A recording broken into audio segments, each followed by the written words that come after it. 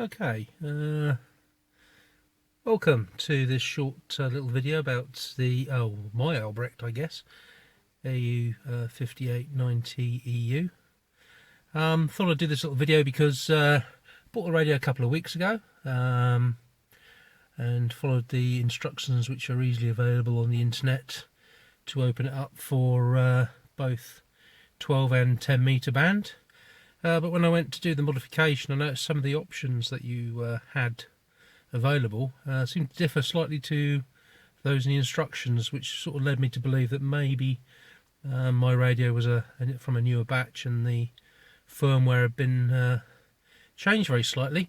One of the options I found may be of interest to those who want to use the hopefully newly deregulated band of CB, which is the mid-40 band, mid-block 40s, where we should be allowed to use AM in single sideband for the first time in the UK in July.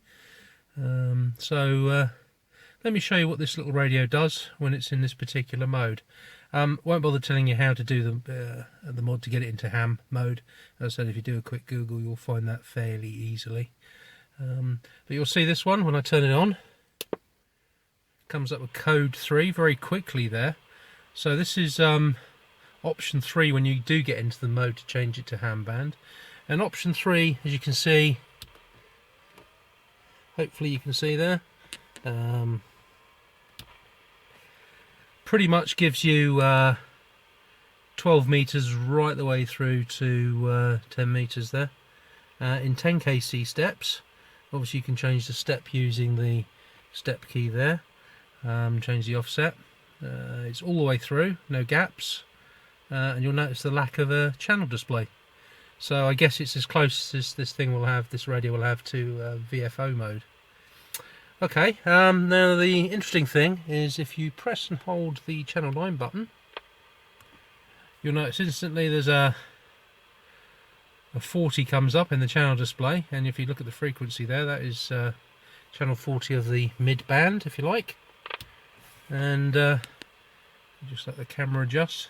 You can see a 1 there, and that's channel 1 of the mid band. So basically, when you hold the 919 button down there for 3 seconds, the radio goes from fully open, so 12 through to 10. And I should mention that is actually with the full power as well, so 30 watts on sideband. It goes from that operation to basically mid 40s, or the mid 40 channel band on CB on 27 megahertz, all mode operation. But interesting, the power is also back to regulated power, i.e. 12 watts on sideband and 4 watts on AM/FM. So a little bit interesting there. And if you just want to go back, press the button and you're back there. One other little thing I've noticed with the radio when you're in this particular mode, when you're in the fully unopened 12 to 10 meter mode, if you press and hold the scan button for 3 seconds, which is supposed to put you in the mode to turn the bleep, the Roger bleep and everything else off, hang on, let me do that again, you get this extra little SH adjustment.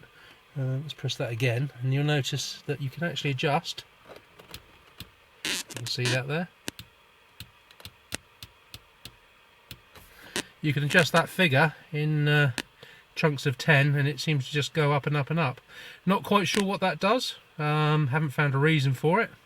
It does if you continue to press the button and go into that mode. You then, if you keep pressing it, you will go into the beep off, Roger bleep, the backlight colour, and the total timer on off. But not quite sure exactly what the AH adjustment does. Should mention also that the channel 9, channel 19 button, if you just press it quickly, still does what it says it does. It takes you to channel 9 and channel 19 on the mid band.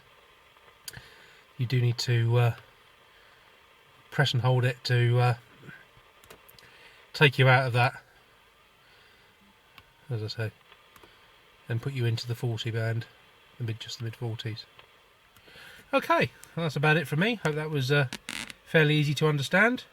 Overall, not a bad little radio, and yeah, now it's got that little interesting option. Might make it a little bit more interesting for some of you to have a play with. If anybody does find out what that AH adjustment does, let me know. Okay, we'll catch you later. This is 26 Charlie Tango 455.